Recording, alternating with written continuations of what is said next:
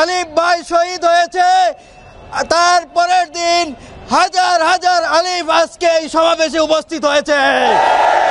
ছাত্ররা আপনাদের সঙ্গে থাকবে না, ছাত্ররা আপন গতিতে চলবে ইনশাআল্লাহ। আমরা বলতে চাই, অনিতে বিলম্বে যারা সাম্প্রদায়িক দাঙ্গা তৈরি করছে এদেরকে গ্রেফতার করে দৃষ্টান্তমূলক শাস্তির ব্যবস্থা করতে হবে। এক সাইফুলকে মেরেছে, হাজার সাইফুল মাঠে নেমেছে। এই নিয়ে ছাত্ররা কি বলেন, আজকের ভিডিওটা আমরা এটাই নিয়ে বানিয়েছি। ওই ছাত্ররা কি বলেন আজকে আমরা সেটাই শুনবো। চলুন এখন আমরা বেশি দেরি না করে ভিডিওটি দেখে আসি। ছাত্ররা সাইফুলকে নিয়ে কি বলেন, সাইফুলের মৃত্যুর দায়ী কে, এখন আমরা সেটাই দেখব। চলুন বেশি দেরি না করে ভিডিওটি দেখে আসি।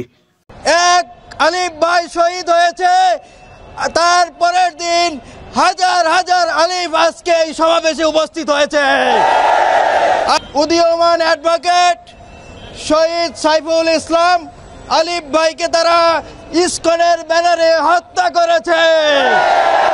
আজকের এই সমাবেশ আপনারা লক্ষ্য করুন, এক আলিফ ভাই শহীদ হয়েছে, তার পরের দিন হাজার হাজার আলিফ আজকে এই সমাবেশে উপস্থিত হয়েছে।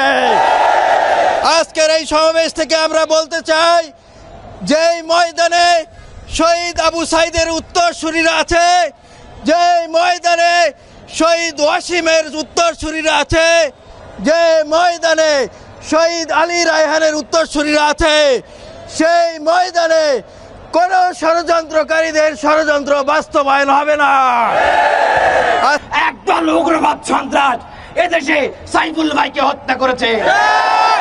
আমরা বলতে চাই, তারা এত সাহস কোথায় পায়? ফ্যাসিবাদের বিচারে দীর্ঘসূত্রিতা, ফ্যাসিবাদের সাথে সভ্যতা এবং তাদের শিথিলতায় ফ্যাসিবাদের হাতকে আস্তে আস্তে শক্তিশালী করছে। আমরা অনিতে বিলম্বে বলতে চাই, এই সরকার জনগণের সরকার, এই সরকার ছাত্রদের সরকার। যদি আপনারা বিজুলাইয়ের স্পিডকে না বোঝেন, শহীদের স্পিডকে না বোঝেন, ছাত্ররা আপনাদের সঙ্গে থাকবে না, ছাত্ররা আপন গতিতে চলবে ইনশাআল্লাহ। আমরা বলতে চাই, অনিতে বিলম্বে যারা সাম্প্রদায়িক দাঙ্গা তৈরি করছে এদেরকে গ্রেফতার করে দৃষ্টান্তমূলক শাস্তির ব্যবস্থা করতে হবে। যারা শিক্ষা প্রতিষ্ঠান নৈরাজ্য করছেন, আমরা আপনাদের পরিচয় জানি, আপনারা কারা। যদি সাবধান না হন, সতর্ক না হন, এদেশের প্রতিটি বিশ্ববিদ্যালয় থেকে, ক্যাম্পাস থেকে আপনাদেরকে বিতাড়িত করবে ইনশাআল্লাহ।